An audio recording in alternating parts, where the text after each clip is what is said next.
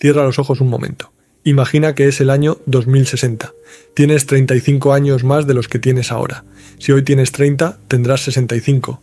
Si tienes 40, tendrás 75. Si tienes 20, tendrás 55. No es ciencia ficción, no es un ejercicio abstracto, es tu vida. Es tu futuro. Y probablemente estarás vivo para verlo, pero la persona que serás entonces no se reconocería en la que eres hoy. No porque hayas cambiado tú, sino porque habrá cambiado absolutamente todo lo que te rodea. La ciudad donde vives, el trabajo que haces, la forma en que comes, la forma en que te relacionas, la forma en que amas, la forma en que mueres. Todo. Cada rincón de la experiencia humana habrá sido transformado por fuerzas que ya están en marcha, que ya están aquí, que ya están moldeando el mundo que heredarán tus hijos y tus nietos. Y lo más inquietante no es lo que viene. Lo más inquietante es que casi nadie se está preparando para ello. Seguimos viviendo como si el mundo de mañana fuera una versión ligeramente mejorada del de hoy. Como si el futuro fuera un software que se actualiza sin que tengas que hacer nada. Pero lo que viene no es una actualización, es un cambio de sistema operativo. Y la pregunta no es qué tecnologías existirán dentro de 35 años. Esa pregunta es fácil y aburrida. La pregunta real, la que debería quitarte el sueño, es mucho más profunda. ¿Seguirás sintiéndote humano cuando llegues allí? Hola, soy Javier y esto es Lo que no sabemos. He escrito un libro para quienes atraviesan desiertos emocionales. Se llama Atravesando el desierto y ya está disponible en formato físico en Amazon y en formato digital en la descripción. Al comprarlo ayudáis a que este canal siga existiendo. Si este canal te hace pensar, dale like, suscríbete y activa la campanita. Cada vez que lo hacéis, el algoritmo nos permite llegar a más personas que necesitan escuchar estas preguntas. Cuéntame en comentarios. ¿Qué es lo que más te preocupa del futuro? ¿Qué es lo que más te ilusiona? Y sobre todo, ¿crees que estaremos preparados para lo que viene? Empecemos.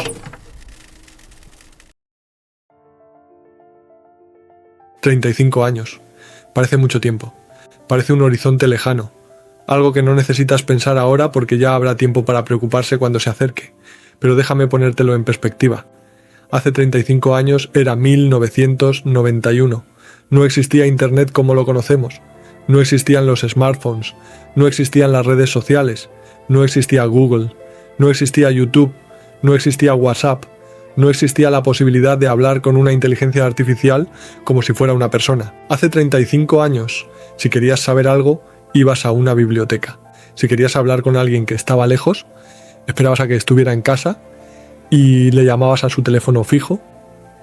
Si querías ver una película, ibas a un videoclub y alquilabas una cinta. Todo eso desapareció. Todo eso se transformó tan radicalmente que si le describieras tu vida actual a alguien de 1991, pensaría que estás describiendo una película de ciencia ficción. Y no una película realista, una película exagerada. Ahora piensa en esto. El ritmo del cambio no es lineal, es exponencial. Cada década cambia más que la anterior. Lo que tardó un siglo en transformarse ahora tarda una década. Lo que tardaba una década ahora tarda 3 años. La velocidad a la que el mundo muta se acelera constantemente. ¿Y nuestro cerebro? Un cerebro diseñado para la sabana africana hace 100.000 años, no está equipado para procesar ese ritmo de cambio. Seguimos pensando en el futuro como si fuera una extensión gradual del presente. Pero no lo es. Es un salto. Y el salto que viene en los próximos 35 años será el más grande que nuestra especie haya experimentado jamás. Empecemos por lo más básico. Por lo que verás cuando mires a tu alrededor en 2060. Las calles de Madrid, de Barcelona, de Ciudad de México, de Buenos Aires, estarán llenas de rostros envejecidos, no como hoy, donde los ancianos son una parte de la población. En 2060 serán la parte dominante. En España, la edad media de la población superará los 55 años. Más de un tercio de los ciudadanos tendrá más de 65. En Japón, la situación será aún más extrema.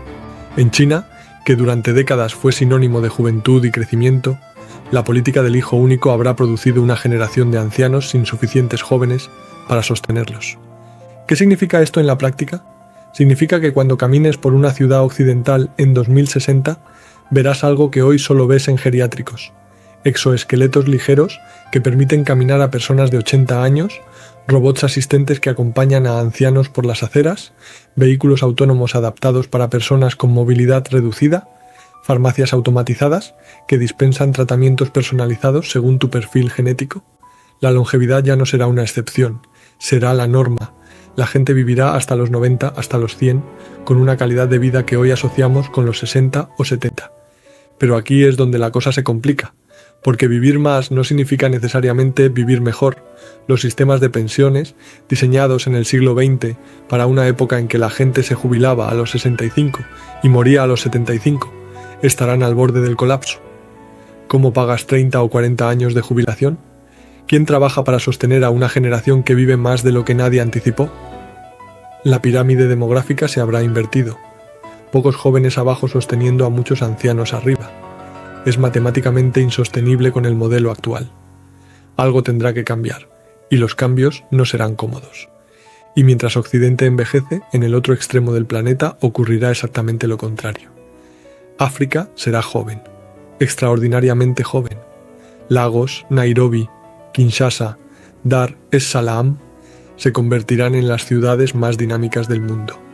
Cientos de millones de jóvenes buscando oportunidades, buscando trabajo, buscando una vida que sus países no siempre podrán ofrecerles.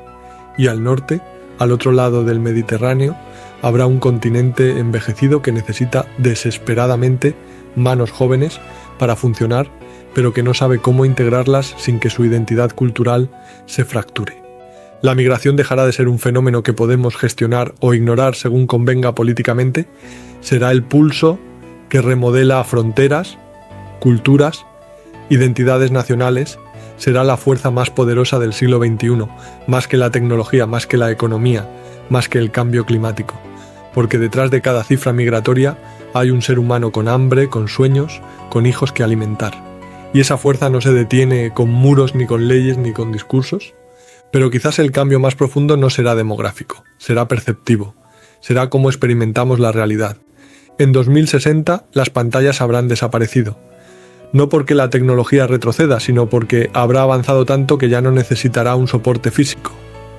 Implantes oculares o lentes de contacto inteligentes proyectarán información directamente en tu campo visual. Caminarás por la calle y verás capas de información superpuestas al mundo real. El nombre del restaurante que te interesa flotando sobre su fachada, las reseñas de otros usuarios apareciendo cuando miras la puerta, el precio del menú visible antes de entrar, tu agenda del día en una esquina de tu visión, los mensajes de tus contactos apareciendo como si fueran subtítulos de la realidad. La realidad aumentada y la realidad virtual se fundirán con la vida diaria hasta que la frontera entre lo real y lo digital sea indistinguible. Y cada persona vivirá en una burbuja de información personalizada por su propia inteligencia artificial. Tu IA sabrá qué noticias te interesan, qué opiniones te reconfortan, qué imágenes te agradan, qué música te relaja, y te las servirá constantemente creando una versión del mundo diseñada específicamente para ti. Una versión cómoda, familiar, reconfortante, y aquí es donde debemos detenernos y pensar. Porque esto que suena tan conveniente tiene una consecuencia devastadora, la muerte de la realidad compartida. Hoy, a pesar de las burbujas informativas de las redes sociales, todavía compartimos ciertos hechos básicos. Todavía podemos señalar un acontecimiento y decir, esto pasó, y la mayoría estará de acuerdo. Pero en 2060, cuando cada persona viva en una realidad curada exclusivamente para ella, cuando la IA filtre todo lo que ves y escuchas para maximizar tu comodidad y minimizar tu incomodidad, ¿qué hechos compartiremos? ¿Qué verdades comunes nos quedarán? ¿Cómo debatiremos? ¿Cómo negociaremos? ¿Cómo conviviremos si cada uno de nosotros habita literalmente un mundo diferente? Es lo que algunos investigadores ya llaman la fragmentación epistémica. La ruptura del conocimiento compartido. El fin de la verdad como concepto colectivo.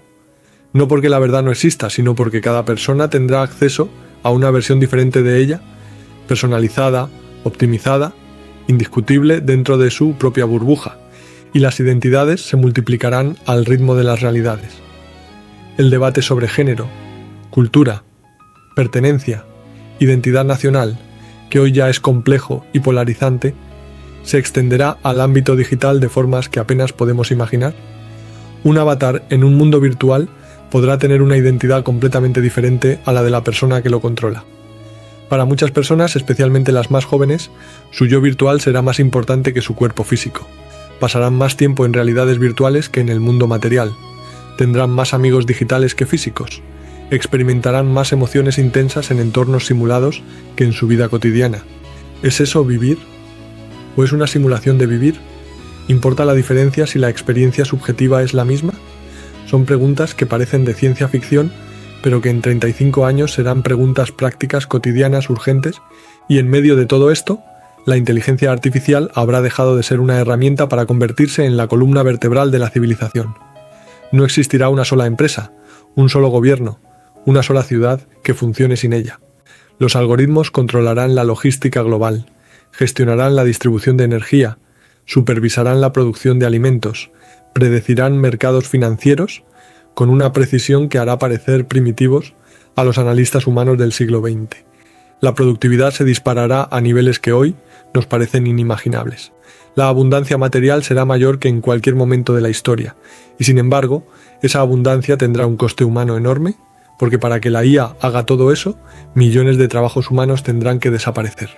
No algunos, no los repetitivos, millones, en todos los sectores, oficinas enteras vacías, fábricas sin un solo operario humano, redacciones periodísticas gestionadas por algoritmos, bufetes de abogados donde la IA redacta contratos mejor y más rápido que cualquier letrado, hospitales donde el diagnóstico lo hace una máquina y el médico humano es poco más que un supervisor emocional. Surgirán empleos nuevos, por supuesto, empleos que hoy ni siquiera tienen nombre, diseñadores de experiencias neuronales, arquitectos de mundos digitales, terapeutas especializados en relaciones entre humanos e inteligencias artificiales, curadores de realidades virtuales, mediadores entre culturas digitales. Pero la transición será brutal. Generaciones enteras de personas formadas para trabajos que ya no existen tendrán que reinventarse o quedar atrás. Y reinventarse a los 50 años no es lo mismo que hacerlo a los 20. Frente a esto, la renta básica universal dejará de ser un experimento de países nórdicos progresistas y se convertirá en una necesidad de supervivencia social. Gobiernos enteros repartirán ingresos garantizados a sus ciudadanos, no por idealismo, no por generosidad, sino para evitar el colapso. Porque una sociedad donde millones de personas no tienen trabajo, no tienen ingresos y no tienen perspectiva de conseguirlos, es una sociedad que estalla. La renta básica será el parche que evite la explosión. Pero aquí surge una pregunta que Viktor Frankl, el psiquiatra que sobrevivió a los campos de concentración, ya anticipó hace décadas. Si el sustento está asegurado, si no necesitas trabajar para comer ni para tener un techo, ¿dónde encuentras propósito? ¿Qué te levanta de la cama por las mañanas? ¿Qué le da sentido a tus días? Frankl observó que los prisioneros que sobrevivían a los campos no eran necesariamente los más fuertes ni los más sanos, eran los que tenían un motivo para vivir, un hijo esperándoles fuera, un libro por escribir, una promesa por cumplir. Sin propósito el ser humano se desmorona, incluso cuando tiene todas sus necesidades materiales cubiertas, especialmente entonces. Y en 2060, con la renta básica cubriendo las necesidades y las máquinas haciendo el trabajo, la crisis de propósito será la epidemia silenciosa del siglo, no el hambre, no la pobreza, no las enfermedades, el vacío, la sensación de que puedes vivir cómodamente pero que no sabes para qué, que tienes tiempo de sobra pero nada significativo que hacer con él, que el mundo funciona perfectamente sin ti. Esa sensación ya existe hoy, todos la hemos sentido en algún momento. Pero en 2060 será masiva, generalizada, estructural, y nadie tendrá una respuesta fácil. Y mientras la sociedad se enfrenta a esta crisis interna, en el exterior los conflictos adoptarán formas que hoy apenas reconoceríamos como guerra, porque la guerra del futuro no se librará en trincheras ni con tanques, se librará en la sombra de los servidores. Un ataque informático será capaz de dejar sin luz a una metrópoli entera, colapsar hospitales, detener trenes, contaminar el suministro de agua potable, y el atacante podrá estar en cualquier parte del mundo, invisible, anónimo, indetectable. Estados Unidos y China protagonizarán la Guerra Fría del siglo XXI. No habrá misiles cruzando cielos, pero sí algoritmos enfrentados, sistemas de inteligencia artificial compitiendo por el control de la información global. El planeta se fragmentará en dos redes tecnológicas, una bajo la influencia de Silicon Valley y otra bajo Pekín, y cada nación tendrá que elegir a qué esfera digital pertenecer, igual que durante la Guerra Fría del siglo XX tenías que elegir entre Washington y Moscú. La desinformación será un arma más letal que cualquier bomba. Noticias falsas diseñadas por inteligencia artificial, indistinguibles de las reales, inundarán las burbujas informativas de millones de personas, fragmentarán sociedades, alterarán elecciones, provocarán disturbios. Un país podrá estar bajo ataque sin que sus ciudadanos lo sepan. La frontera entre paz y guerra se desdibujará hasta desaparecer. Y debajo de todos estos conflictos tecnológicos habrá un conflicto mucho más antiguo y mucho más visceral: la lucha por el agua. El cambio climático convertirá al agua potable en el recurso más estratégico del siglo XXI. Ríos fronterizos que se secan, glaciares que desaparecen, embalses que no se llenan. En regiones como Oriente Medio, Asia Central y el Sahel africano, la lucha por el acceso al agua provocará conflictos armados, migraciones masivas y redefinición de fronteras. El petróleo marcó el siglo XX, el agua decidirá el XXI. Y el clima. El clima habrá dejado de ser una amenaza futura para convertirse en una realidad cotidiana. El nivel del mar avanzará sobre ciudades costeras, obligando a millones de personas a desplazarse tierra adentro. Miami, Ámsterdam, Bangladesh, las islas del Pacífico, lugares donde hoy viven millones de personas, estarán parcial o totalmente sumergidos. Huracanes más violentos, incendios incontrolables, sequías que duran años, olas de calor que matan a miles de personas en semanas. No será el apocalipsis que muestran las películas, será algo peor, una degradación gradual, constante, implacable, que se normaliza porque ocurre lentamente. La transición energética estará en marcha, paneles solares cubriendo desiertos enteros, turbinas eólicas alzándose en mares lejanos, reactores de fusión nuclear entrando en su fase comercial, prometiendo energía casi ilimitada y limpia. Pero llegará tarde para revertir completamente los daños acumulados durante un siglo de emisiones descontroladas. La energía será más limpia, más abundante, más accesible, pero el planeta ya habrá cambiado irreversiblemente, y la biodiversidad habrá sufrido un golpe devastador. Miles de especies habrán desaparecido para siempre, ecosistemas enteros colapsados, bosques que ya no existen, arrecifes de coral convertidos en esqueletos blancos bajo un mar ácido. Pero al mismo tiempo, la tecnología intentará compensar lo que la tecnología destruyó. Bancos genéticos almacenando el ADN de especies extintas. Proyectos de clonación intentando resucitar animales que nosotros mismos matamos. Reservas naturales gestionadas por inteligencia artificial que intenta mantener vivo lo que queda. La naturaleza se convertirá en un archivo digital, en un museo gestionado por máquinas. Lo salvaje retrocederá y en su lugar quedará algo administrado, controlado, artificial, un recordatorio constante de lo que tuvimos y perdimos. Este es el mundo que viene, no dentro de siglos, dentro de 35 años, dentro de lo que dura una hipoteca, dentro de lo que tarda un niño nacido hoy en convertirse en adulto. Y todo esto, cada una de estas transformaciones, cada una de estas crisis, cada una de estas oportunidades, plantea una pregunta que es más importante que cualquier dato o predicción. ¿Qué vamos a perder en el camino? ¿Qué parte de lo que nos hace humanos sobrevivirá a este mundo que estamos construyendo? Eso es lo que vamos a explorar ahora. Todo lo que describí en el bloque anterior suena impresionante. Ciudades inteligentes que se gestionan solas, medicina genética que previene enfermedades antes de que aparezcan, energía de fusión nuclear prácticamente ilimitada, realidad aumentada proyectada directamente en tu visión sin necesidad de pantallas. Inteligencia artificial, gestionando cada aspecto de la civilización con una eficiencia que ningún ser humano podría igualar. ¿Suena a progreso? ¿Suena a avance? ¿Suena a que la humanidad finalmente está llegando a donde siempre quiso llegar? Pero hay algo que casi nadie menciona cuando habla del futuro. Algo que los documentales de tecnología evitan cuidadosamente porque no genera entusiasmo, ni inversiones, ni clics, ni titulares optimistas. Y es esto. Cada vez que la humanidad gana algo, pierde algo. Siempre ha sido así, sin excepción. A lo largo de toda nuestra historia, cada revolución tecnológica, cada salto hacia adelante, Trajo beneficios enormes, pero también destruyó cosas que nunca pudimos recuperar.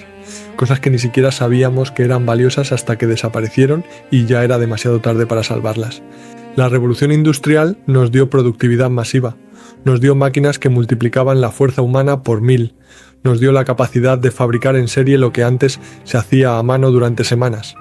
La abundancia material creció de formas que generaciones anteriores habrían considerado milagrosas, pero al mismo tiempo destruyó comunidades rurales que habían existido durante siglos, comunidades que eran el tejido social básico de la humanidad, donde cada persona conocía a cada vecino por su nombre, donde tenías un lugar y una función y una historia compartida con los que te rodeaban.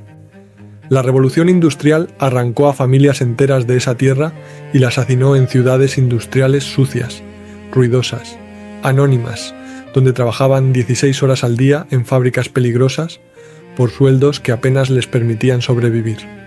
Ganamos productividad, perdimos comunidad, ganamos bienes materiales, perdimos raíces. La revolución digital nos dio acceso instantáneo a todo el conocimiento humano acumulado durante milenios. Nos dio la capacidad de comunicarnos con cualquier persona en cualquier lugar del mundo en tiempo real. Nos dio herramientas de creatividad y expresión que habrían parecido magia hace apenas 50 años, pero destruyó nuestra capacidad de atención, esa habilidad cada vez más rara de concentrarnos en una sola cosa durante un tiempo prolongado. Destruyó nuestra paciencia, nuestra tolerancia al aburrimiento, nuestra habilidad para estar solos con nuestros pensamientos sin buscar inmediatamente una pantalla que nos distraiga, que llene el silencio, que ocupe el espacio interior donde antes vivía la reflexión.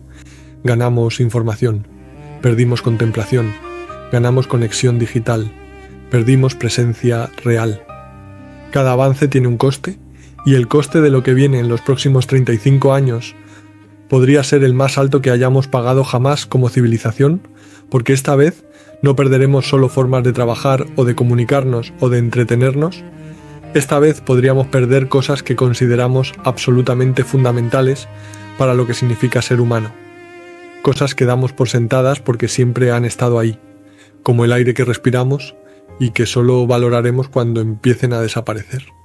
Empecemos por lo más doloroso, por lo que ya está empezando a desaparecer ante nuestros ojos y que en 2060 podría haberse extinguido casi por completo en su forma actual. El trabajo como fuente de identidad y propósito. Durante siglos, quizás milenios, una de las primeras preguntas que le hacemos a alguien que acabamos de conocer es ¿a qué te dedicas? No preguntamos por simple curiosidad profesional, por saber en qué sector trabaja o cuánto gana. Preguntamos porque la respuesta nos dice quién es esa persona. Nos da un marco para entenderla, para clasificarla, para ubicarla en el mapa social, para relacionarnos con ella desde un contexto compartido. Soy médico, soy carpintero, soy profesora, soy abogada, soy conductor, soy ingeniera, soy cocinero. Cada una de esas respuestas evoca inmediatamente una imagen completa, un estilo de vida, un estatus social, una personalidad supuesta, un conjunto de valores y habilidades. Nuestro trabajo no es solo lo que hacemos durante 8 horas al día para ganar dinero, es quienes somos, es la columna vertebral de nuestra identidad social, es lo que ponemos en nuestras tarjetas de visita, en nuestros perfiles de LinkedIn, en las presentaciones que hacemos cuando conocemos a alguien nuevo. Es, para muchas personas, la respuesta más rápida y más segura a la pregunta existencial más básica que existe. ¿Quién soy yo? Y en 2060 esa columna vertebral se habrá roto para millones de personas, quizás para miles de millones, cuando las máquinas hagan la mayor parte del trabajo productivo de la civilización, cuando la inteligencia artificial diagnostique mejor que los médicos y redacte mejor que los abogados y diseñe mejor que los arquitectos y conduzca mejor que los conductores y cocine mejor que los cocineros y programe mejor que los programadores. Cuando la renta básica universal cubra las necesidades materiales de todos los ciudadanos, cuando ya no necesites un empleo para comer ni para tener un techo sobre tu cabeza, la pregunta ¿a qué te dedicas? Dejará de tener la respuesta clara, sólida, inmediata que tiene hoy. ¿Qué respondes cuando no te dedicas a nada que el mundo considere necesario ni productivo? ¿Qué respondes cuando tu contribución a la sociedad no es mensurable, no genera un sueldo, no aparece en ninguna estadística? ¿Quién eres cuando tu trabajo ya no te define porque ya no tienes trabajo en el sentido tradicional de la palabra? Para algunos será liberador. Para las personas que siempre odiaron su trabajo, que se sentían atrapadas en empleos que no les representaban, que soñaban con tener tiempo libre para perseguir sus verdaderas pasiones, la desaparición del trabajo obligatorio será una bendición. Por fin podrán pintar, escribir, componer música, viajar, crear, explorar, sin la cadena del horario laboral y la dependencia de la nómina. Pero para la mayoría de las personas, y esto es algo que los optimistas tecnológicos se niegan a aceptar, la pérdida del trabajo como estructura vital será devastadora, silenciosa, corrosiva, profundamente devastadora, porque el trabajo no solo proporciona dinero, proporciona mucho más que dinero, proporciona cosas que la renta básica universal no puede reemplazar, proporciona rutina, una estructura temporal que organiza tu día, tu semana, tu año, que te dice cuándo levantarte y cuándo acostarte, que divide el tiempo en bloques con propósito. Sin rutina, el tiempo se convierte en un vacío amorfo, una masa informe de horas que hay que llenar constantemente con algo, con lo que sea, para no enfrentar la pregunta aterradora de qué hacer con una vida sin estructura. Proporciona propósito, la sensación, aunque sea modesta, de que lo que haces importa, de que alguien necesita que te levantes cada mañana, de que si no vas, algo no funciona, alguien lo nota, algo falta. Esa sensación de ser necesario, de ser útil, de contribuir a algo más grande que tú, es un alimento psicológico tan esencial como la comida lo es para el cuerpo. Proporciona comunidad. Compañeros con los que compartes horas y experiencias, y quejas y risas y cafés y frustraciones. Personas que no elegiste como amigos, pero que se convirtieron en tu tribu cotidiana, en las personas que más tiempo pasan contigo, que comparten contigo un contexto que nadie fuera de ese trabajo puede entender. Proporciona estatus, un lugar en la jerarquía social, una respuesta a la pregunta de dónde encajas y cuánto vales según los criterios que la sociedad usa para medir. Y proporciona identidad, el ancla más básica que te dice: esto soy yo, esto es lo que hago, esto es mi contribución al mundo. Quita todo eso de golpe y lo que queda es un vacío que la renta básica no puede llenar por mucho dinero que distribuya.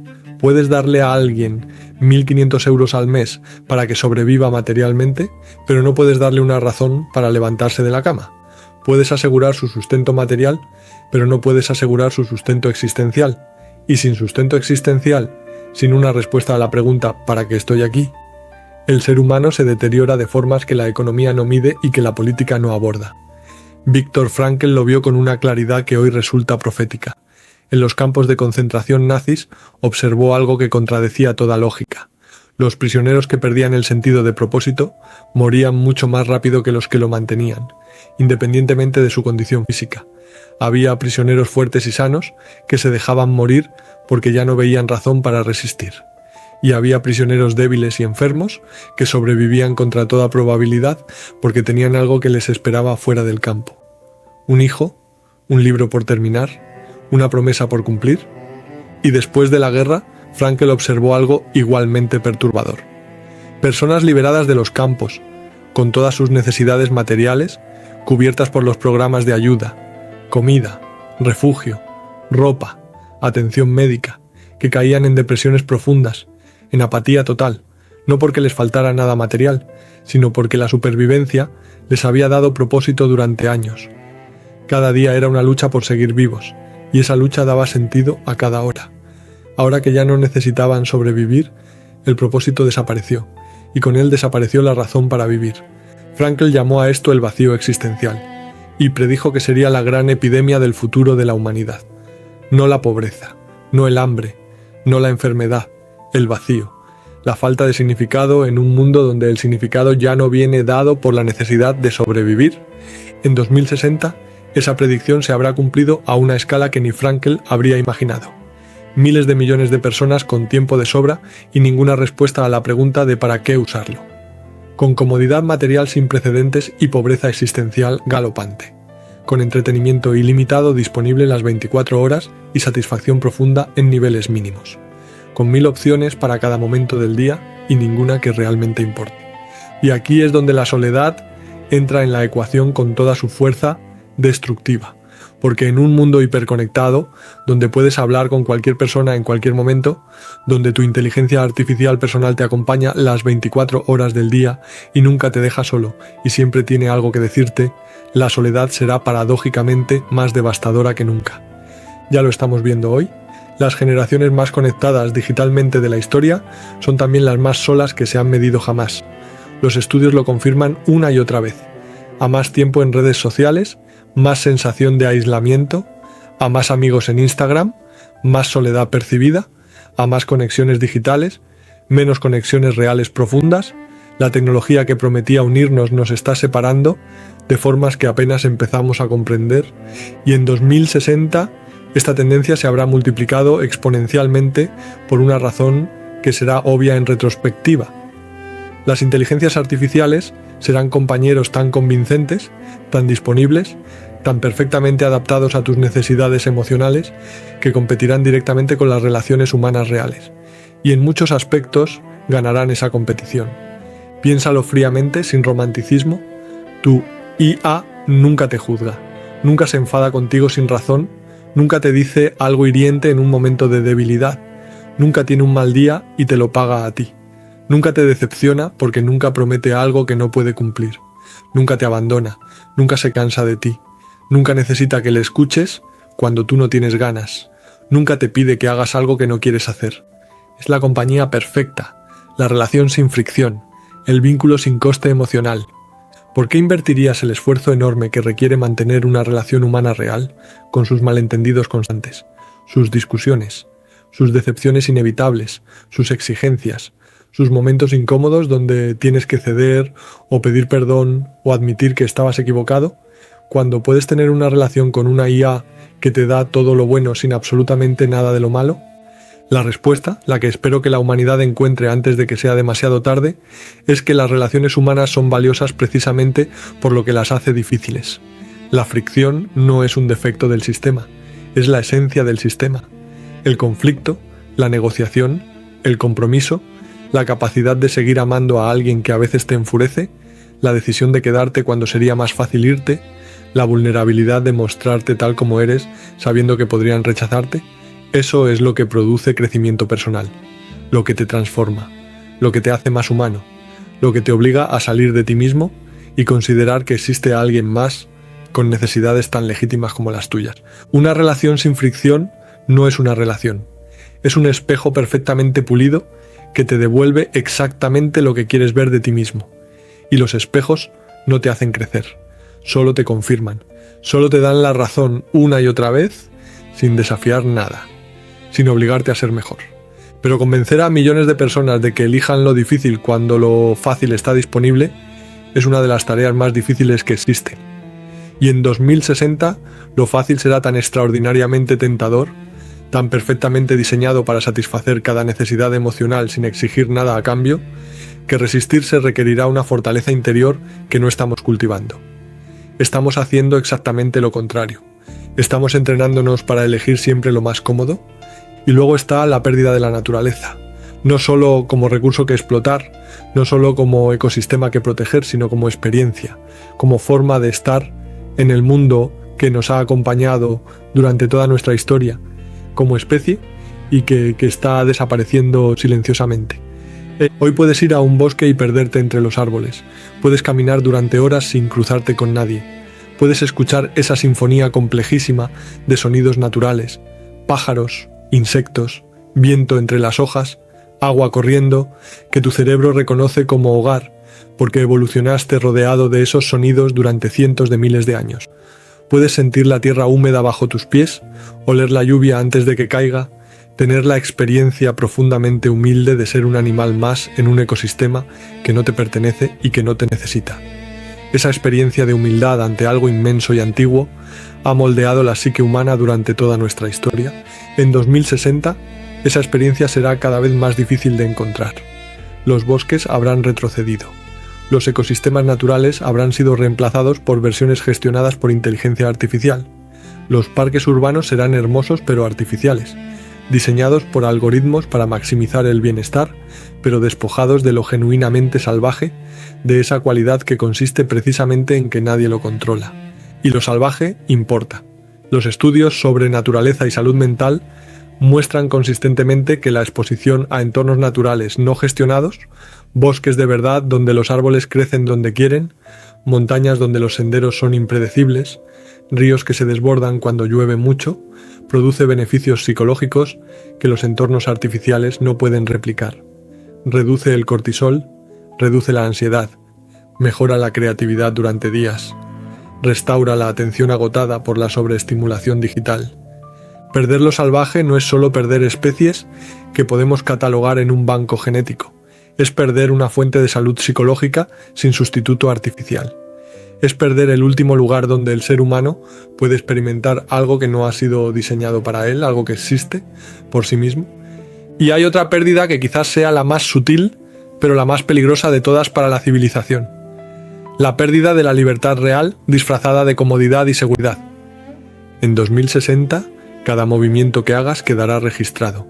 Cada compra, cada conversación, cada desplazamiento, cada latido de tu corazón medido por sensores integrados en tu cuerpo, cada emoción inferida por algoritmos que analizarán tu tono de voz, tu expresión facial, tu ritmo cardíaco, la dilatación de tus pupilas. Los sistemas sabrán que estás triste antes de que tú mismo lo sepas. Sabrán que estás mintiendo antes de que termines la frase. Y todo esto se presentará como un servicio. Te monitorizamos para cuidarte. Registramos todo para que nada malo te pase. Y será verdad, las ciudades serán más seguras. Las enfermedades se detectarán antes, los accidentes se prevendrán, pero el precio será tu privacidad, tu anonimato, tu capacidad de cometer errores sin que nadie se entere, tu libertad de tener un mal día sin que un algoritmo lo catalogue, tu derecho a ser imperfecto, impredecible, irracional, gloriosamente humano, sin que una máquina te corrija. Michel Foucault escribió sobre el panóptico, la prisión diseñada para que los presos pudieran ser observados en todo momento sin saber cuándo lo estaban. El efecto era devastador. Los presos acababan vigilándose a sí mismos. Internalizaban la vigilancia. Se convertían en sus propios carceleros. Ya no necesitabas guardias reales porque los presos se comportaban en todo momento como si siempre estuvieran siendo observados. En 2060, el panóptico será global. No una prisión con muros, sino una civilización entera.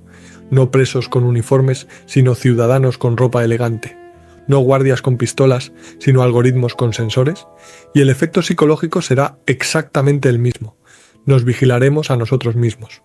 Ajustaremos nuestro comportamiento no porque alguien nos obligue, sino porque sabremos que algo podría estar registrando lo que hacemos.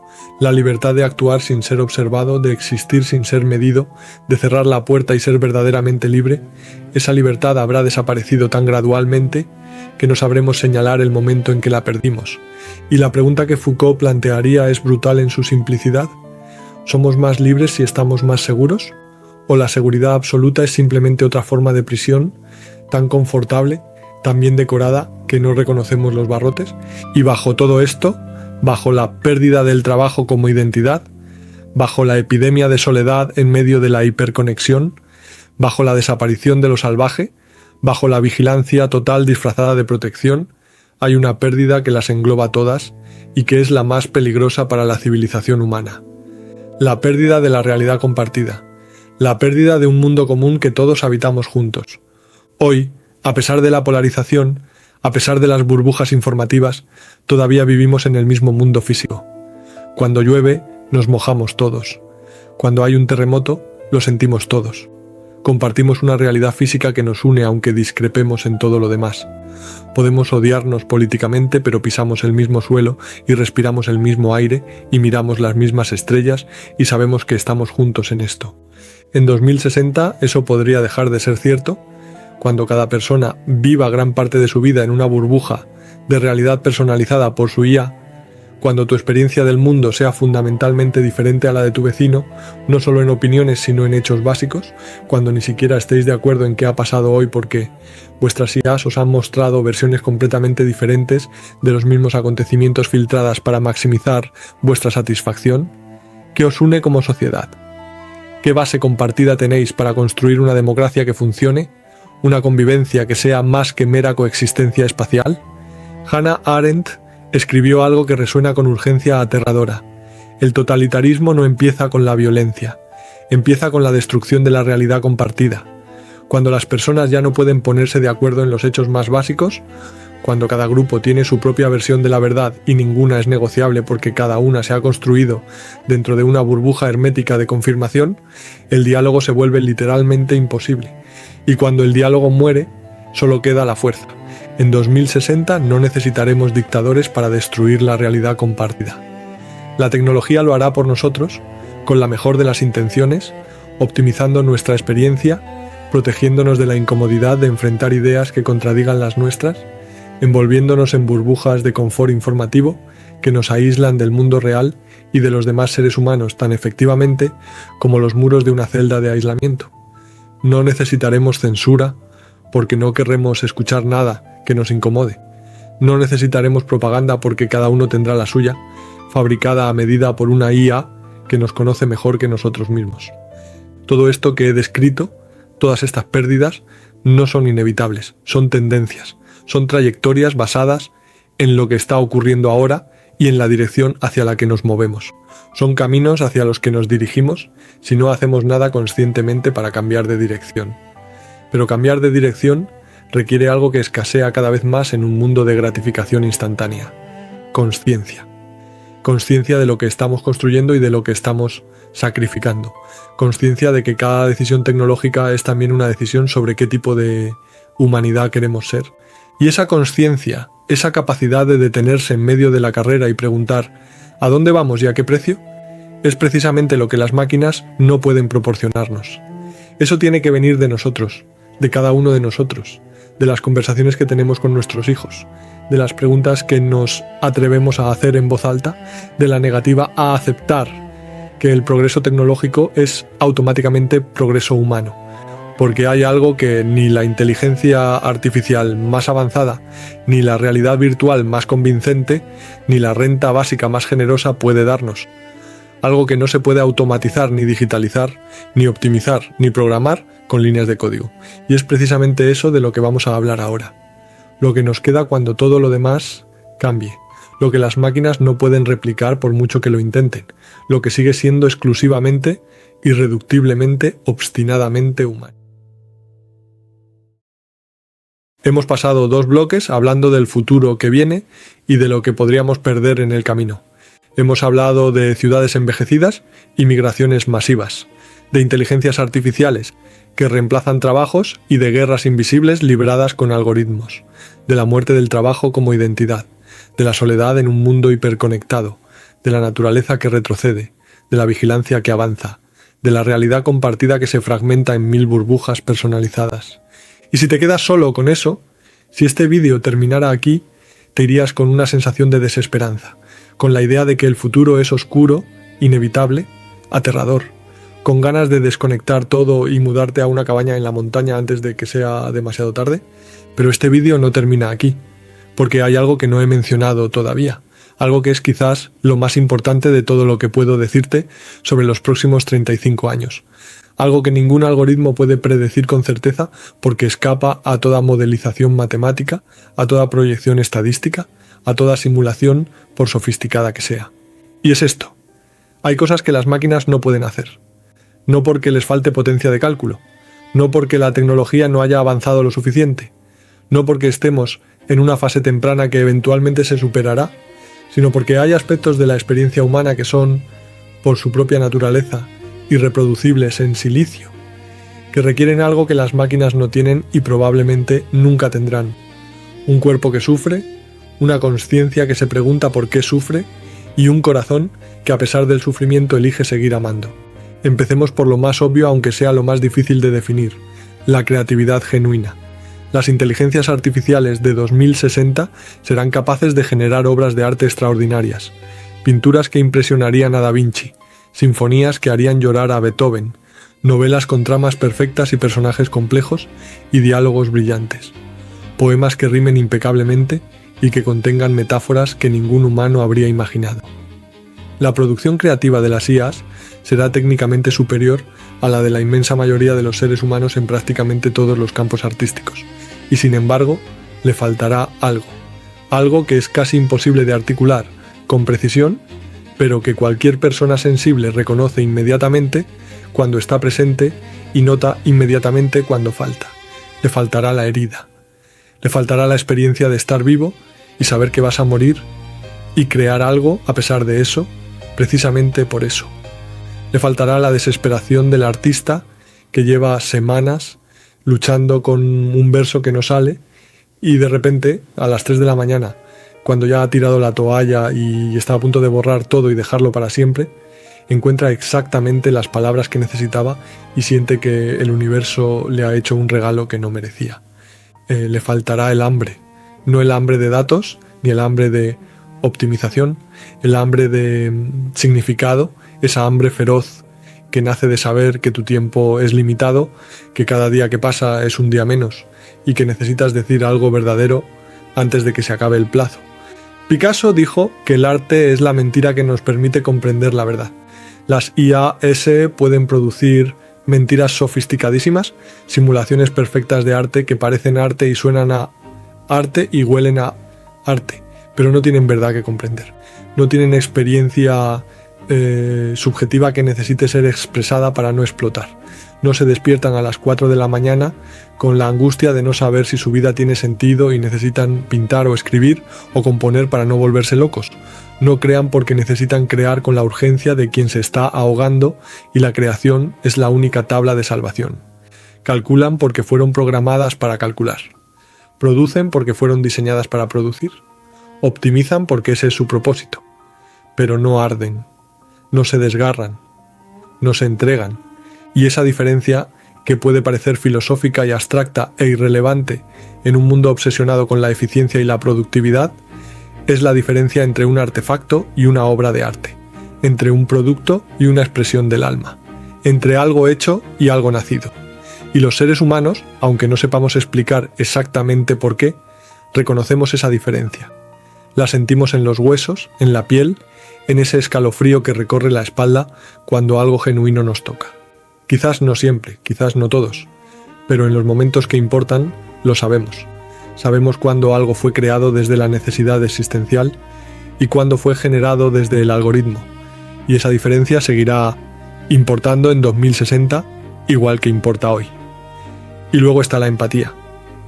No la empatía simulada que las IAS de 2060 dominarán a la perfección. Serán capaces de decir exactamente las palabras correctas en el momento correcto, con el tono exacto que necesitas escuchar. Reconocerán tu tristeza antes de que tú la reconozcas y te ofrecerán consuelo calibrado con precisión milimétrica para producir el máximo alivio emocional. Dirán, te entiendo, con una convicción tan perfecta que casi les creerás. Pero eso no es empatía. Eso es simulación de empatía. La diferencia es la misma que entre un abrazo de alguien que te quiere de verdad, que ha llorado contigo, que ha estado ahí a las 3 de la mañana cuando nadie más estaba, y un abrazo mecánico de una máquina diseñada para aplicar la presión exacta que los estudios indican que produce sensación de confort. Ambos abrazan. La temperatura es similar. La presión es comparable, pero solo uno consuela. Solo uno te hace sentir que no estás solo en el universo. La empatía real requiere haber sufrido. Requiere saber qué se siente perder a alguien que amas tanto que su ausencia es como un agujero en el pecho que no se cierra. Qué se siente fracasar cuando lo habías apostado todo y creías genuinamente que esta vez sí iba a funcionar. Qué se siente en tener miedo de verdad, no miedo teórico ni miedo simulado, sino miedo que te paraliza el cuerpo y te seca la boca y te hace temblar las manos y te dice que quizás no vas a superar esto. La empatía real nace de la vulnerabilidad compartida, de saber que la persona que te consuela conoce tu dolor no porque lo haya leído en una base de datos, sino porque ha sentido un dolor parecido en su propia carne, de que cuando te dice «te entiendo», no está ejecutando un protocolo de respuesta emocional óptima, sino recordando su propia herida, su propia noche oscura, y ofreciéndote la sabiduría que extrajo de ella a un coste que nadie querría pagar voluntariamente. Las máquinas no tienen heridas, no tienen cicatrices emocionales que duelan cuando cambia el tiempo. No han perdido a nadie que les importara porque nadie les importa de verdad. No han fracasado nunca de verdad con esa clase de fracaso que te deja en el suelo a las 4 de la mañana preguntándote si vale la pena levantarte, si vale la pena intentarlo otra vez si vale la pena seguir respirando, y por tanto, por mucho que perfeccionen su simulación de empatía, por mucho que sus palabras sean técnicamente impecables y emocionalmente calibradas, siempre les faltará lo esencial, la autenticidad que solo pueden hacer de haber vivido lo que el otro está viviendo, de haber estado ahí, de saber, no de calcular. Y esto conecta con algo aún más fundamental, algo que quizás sea la capacidad más exclusivamente humana que existe, la que realmente nos separa no solo de las máquinas, sino de cualquier otra forma de inteligencia que conozcamos, la capacidad de encontrar significado en el sufrimiento. Viktor Frankl, al que hemos mencionado varias veces en este vídeo, porque su pensamiento es extraordinariamente relevante para el mundo que viene, no solo estudió el vacío existencial, estudió también su antídoto, y descubrió, después de sobrevivir a 3 campos de concentración y perder a casi toda su familia, que el antídoto no es el placer, ni la comodidad, ni el entretenimiento, ni la seguridad, ni la ausencia de dolor. El antídoto es el significado, la capacidad de encontrar una razón para vivir incluso en las peores circunstancias imaginables, incluso en un campo de concentración, incluso cuando todo lo que amas ha sido destruido, incluso cuando el sufrimiento es tan grande que cada célula de tu cuerpo te grita que te rindas. Frankl descubrió que los seres humanos tienen una capacidad extraordinaria, quizás la más extraordinaria de todas nuestras capacidades, más que el lenguaje, más que la tecnología, más que el pensamiento abstracto. Pueden tomar el sufrimiento más terrible, el dolor más devastador, la pérdida más irreparable, y transformarlo en significado. Pueden mirar el horror directamente a los ojos y encontrar en él una razón para seguir adelante, una lección que transmitir, un propósito que cumplir, una dirección que seguir, no siempre, no todos, no sin ayuda, pero con una frecuencia y una intensidad que desafía toda lógica materialista, toda explicación puramente biológica, toda modelización algorítmica. Una madre que pierde a un hijo y dedica el resto de su vida a ayudar a otras madres que han perdido a los suyos, transformando su dolor en servicio.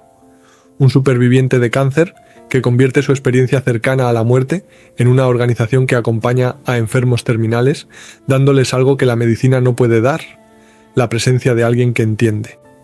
Un refugiado que llega a un país extraño sin nada, literalmente sin nada excepto la ropa que lleva puesta y los recuerdos que lleva dentro, y construye una vida nueva partiendo de cero, no a pesar del dolor, sino usando el dolor como combustible, como recordatorio de todo lo que perdió y de todo lo que todavía puede construir.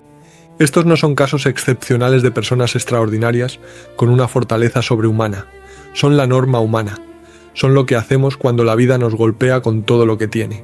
Nos levantamos, buscamos significado en lo que nos pasó y seguimos caminando, a veces cojeando, a veces llorando, a veces sin saber hacia dónde vamos, pero caminando.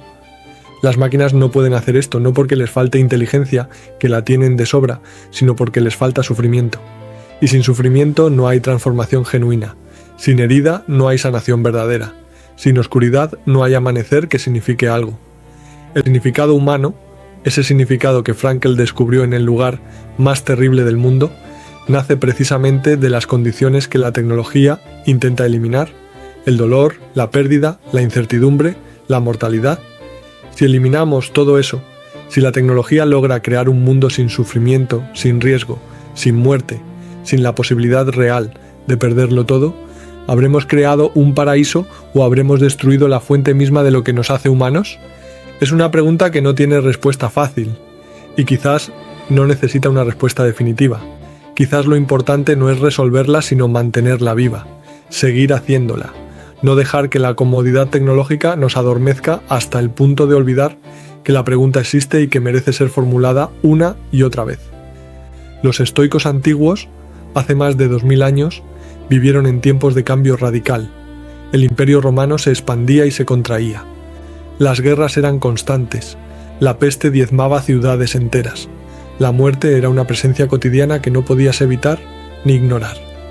Y en medio de todo ese caos, de toda esa incertidumbre, de toda esa fragilidad, desarrollaron una filosofía de vida que hoy, 2 milenios después, resuena con una fuerza extraordinaria. Marco Aurelio, que fue emperador de Roma y al mismo tiempo uno de los filósofos más profundos de la antigüedad, que gobernó un imperio mientras luchaba contra plagas y guerras y traiciones, escribió en sus meditaciones: algo que parece escrito para nosotros, para este momento exacto de la historia. No tienes que tener una opinión sobre todo, no tienes que resolver todos los problemas del mundo, pero sí tienes que ser honesto contigo mismo y sí tienes que tratar bien a las personas que están delante de ti. Eso es suficiente, eso siempre ha sido suficiente. En un mundo de 2060, donde todo será complejo y abrumador y cambiante y confuso, donde la tecnología transformará la realidad más rápido de lo que nuestro cerebro pueda procesar, donde las preguntas serán más grandes que las respuestas y las respuestas cambiarán antes de que termines de formular la pregunta, los estoicos ofrecen un ancla simple pero poderosa. No puedes controlar lo que pasa afuera, no puedes detener la automatización, no puedes frenar la vigilancia, no puedes revertir el cambio climático por ti solo, no puedes impedir la fragmentación de la realidad. Hay fuerzas en marcha que son más grandes que cualquier individuo, más grandes que cualquier gobierno, más grandes que cualquier movimiento social, pero puedes controlar cómo respondes.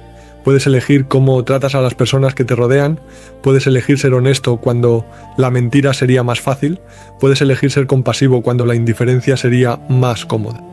Puedes elegir estar presente, realmente presente, con tu atención completa e indivisa, en la vida de alguien que te necesita, en lugar de perderte en una pantalla o en una burbuja virtual. Y esa elección, esa capacidad de elegir cómo respondes ante lo que no puedes controlar, es quizás la forma más pura de libertad que existe. Una libertad que ningún algoritmo puede conceder, ni ninguna vigilancia puede arrebatar, ni ningún sistema puede optimizar. Porque no ocurre fuera, donde las máquinas gobiernan, ocurre dentro, en ese espacio interior que es el último territorio genuinamente libre del ser humano. El único territorio que las máquinas no pueden colonizar porque ni siquiera pueden verlo. Epicteto, otro estoico, un hombre que fue esclavo durante gran parte de su vida y que a pesar de eso desarrolló una filosofía de libertad interior que sigue siendo relevante 2000 años después, lo expresó con una claridad demoledora. No son las cosas las que nos perturban, sino nuestra interpretación de las cosas. En 2060, las cosas serán radicalmente diferentes a las de hoy, pero nuestra capacidad de interpretarlas, de darles significado, de decidir cómo responder ante ellas, esa capacidad seguirá intacta, si elegimos ejercerla. Y esto me lleva a algo que quiero compartir, no como dato ni como investigación, sino como reflexión personal. Algo que he tardado mucho tiempo en formular y que todavía no estoy seguro de haber formulado bien, pero que siento que necesita ser dicho. Creo que el verdadero desafío de los próximos 35 años no será tecnológico, no será adaptarnos a las nuevas herramientas, a los nuevos sistemas, a las nuevas formas de trabajar y comunicarnos. Nos adaptaremos, siempre lo hemos hecho. La adaptabilidad es quizás nuestra mayor fortaleza como especie. El verdadero desafío será interior, será mantener vivo aquello que nos hace humanos en un mundo que intentará constantemente automatizarlo, optimizarlo, reemplazarlo por algo más eficiente y menos problemático. Será elegir la relación humana difícil cuando la relación con la IA sea más fácil y más cómoda. Será buscar significado genuino cuando el entretenimiento vacío sea infinito y gratuito. Será aceptar el sufrimiento como maestro cuando la tecnología ofrezca eliminarlo por completo. Será mantener la capacidad de asombrarse ante un atardecer real, con sus colores imperfectos y su brevedad cruel, cuando los atardeceres virtuales sean técnicamente más espectaculares y puedas hacerlos durar eternamente. Será recordar que lo imperfecto tiene una belleza que lo perfecto no puede igualar, que la arruga tiene más historia que el botox, que la cicatriz tiene más dignidad que la piel inmaculada. Tus nietos, si decides tenerlos, vivirán en un mundo que tú apenas reconocerías si pudieras verlo hoy. Usarán tecnologías que ni siquiera podemos imaginar. Tendrán capacidades que hoy parecen superpoderes. Vivirán más años, con más salud, con más comodidades materiales que cualquier generación anterior en toda la historia de la humanidad. Y algún día, quizás cuando sean adolescentes y estén pasando por esa fase universal en que todo lo que los adultos dicen les parece irrelevante y anticuado, te preguntarán cómo era el mundo antes. Cómo era vivir sin implantes cerebrales que te conectaban a la red permanentemente. Cómo era no saber la respuesta a una pregunta y tener que ir a buscarla, a veces sin encontrarla. Cómo era perderte en un bosque de verdad con barro real en las botas y ramas reales arañándote la cara. Cómo era enamorarte de alguien sin que una IA te dijera si era compatible contigo con un porcentaje de acierto del 98%. Cómo era no saber qué iba a pasar mañana y sentir esa mezcla de miedo y emoción y vértigo y esperanza que llamábamos incertidumbre y que era, sin que lo supiéramos, uno de los sabores más intensos de estar vivo. ¿Qué les dirás? Yo espero que les digan la verdad. Que era hermoso y aterrador a partes iguales. Que no teníamos ni idea de lo que hacíamos la mayor parte del tiempo, pero que lo hacíamos con todo el corazón. Que cometimos errores terribles, errores que cambiaron el clima y destruyeron especies y envenenaron océanos, pero que también creamos cosas maravillosas, cosas que nacieron de la necesidad y del amor y de la desesperación y de la esperanza, que nos enamoramos sin algoritmos y nos perdimos sin GPS y lloramos en cines oscuros viendo películas que hoy parecerían primitivas y reímos en sobremesas que duraban hasta las 3 de la mañana sin que nadie mirara un reloj. Que leímos libros de papel que olían a papel y a promesa y que nos cambiaron la vida en formas que ninguna IA podría predecir. Que hicimos amigos en patios de recreo y aprendimos a cocinar viendo a nuestras abuelas y bailamos en bodas con canciones horribles y fuimos completamente, absurda, irracionalmente felices. Y espero que les digas algo más. Algo que quizás sea lo más importante que puedes transmitirle a alguien que va a vivir en un mundo que todavía no existe. Que la tecnología es una herramienta extraordinaria, quizás la más poderosa que hemos creado, pero que no es una respuesta. Que las máquinas pueden hacer casi todo, pero no pueden darte una razón para vivir. Que la comodidad es agradable, pero no es suficiente para llenar una vida. Que el sufrimiento es terrible, pero a veces, no siempre, pero a veces, es el mejor maestro que tendrás. Que las relaciones humanas son difíciles y frustrantes, y a veces dolorosas, y a veces te rompen el corazón. Pero que son lo único que realmente llena el vacío que todos llevamos dentro.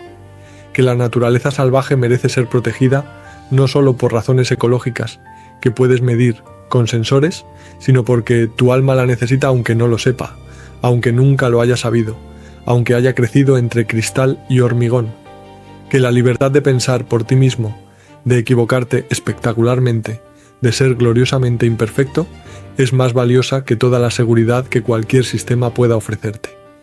Y que la realidad compartida, esa base común de hechos y experiencias y verdades que nos permite entendernos y convivir a pesar de nuestras diferencias enormes, es el cimiento de toda civilización y merece ser defendida con uñas y dientes aunque la comodidad de la burbuja sea tentadora. El futuro no es un lugar al que llegas, no es un destino fijo que te espera al final de una autopista recta que solo tienes que recorrer pasivamente. Es algo que construyes cada día, cada hora, cada minuto, con las decisiones que tomas, con cada conversación genuina que tienes con una persona real en lugar de hablar con una IA, con cada paseo por un bosque real en lugar de una simulación virtual perfecta, con cada momento en que eliges estar presente, realmente presente, con alguien que te necesita en lugar de desaparecer en una pantalla. Con cada vez que eliges la incomodidad de pensar por ti mismo, en lugar de dejar que un algoritmo piense por ti. Con cada vez que eliges lo difícil porque sabes, en algún lugar profundo de tu ser, que lo difícil es lo que te hace crecer. Que lo difícil es lo que te hace humano. Que lo difícil es, paradójicamente, lo que hace que la vida merezca la pena ser vivida. 35 años, un suspiro y una eternidad. Tiempo suficiente para que el mundo cambie de formas que apenas podemos imaginar. Pero también tiempo suficiente para decidir qué queremos conservar de lo que somos, qué queremos proteger aunque el progreso nos pida sacrificarlo, qué queremos transmitir a los que vendrán después de nosotros cuando ya no estemos aquí para explicárselo. Porque al final, cuando las máquinas hagan todo lo que las máquinas puedan hacer, cuando los algoritmos optimicen todo lo que se pueda optimizar, cuando la tecnología alcance niveles que hoy parecen imposibles y que mañana parecerán primitivos, lo que quedará seremos nosotros. Con nuestras imperfecciones, con nuestras contradicciones, con nuestras cicatrices que duelen cuando cambia el tiempo, con nuestra capacidad absurda y maravillosa de sufrir y amar, y crear y destruir, y caer y levantarnos y volver a empezar una vez más. Lo que quedará será lo que siempre ha quedado desde que el primer ser humano miró las estrellas y se preguntó por qué existían, la pregunta de qué significa estar vivo, y la decisión renovada cada mañana al abrir los ojos, de intentar responderla con la mayor honestidad de la que seamos capaces. Esa pregunta no tiene fecha de caducidad, no se volverá obsoleta en 2060, ni en 2160, ni en 3060. No la resolverá ninguna inteligencia artificial, por sofisticada que sea. No la eliminará ninguna renta básica, por generosa que sea. No la silenciará ninguna burbuja de realidad virtual, por perfecta que sea. Es nuestra pregunta. La pregunta humana por excelencia. La pregunta que nos define más que cualquier tecnología, más que cualquier civilización, más que cualquier logro o cualquier fracaso. Y seguirá siendo nuestra dentro de 35 años, y dentro de 100, y dentro de 1000. Mientras haya alguien capaz de mirar el cielo y preguntarse por qué está ahí. La única pregunta que importa es si seguiremos teniendo el coraje de hacerla.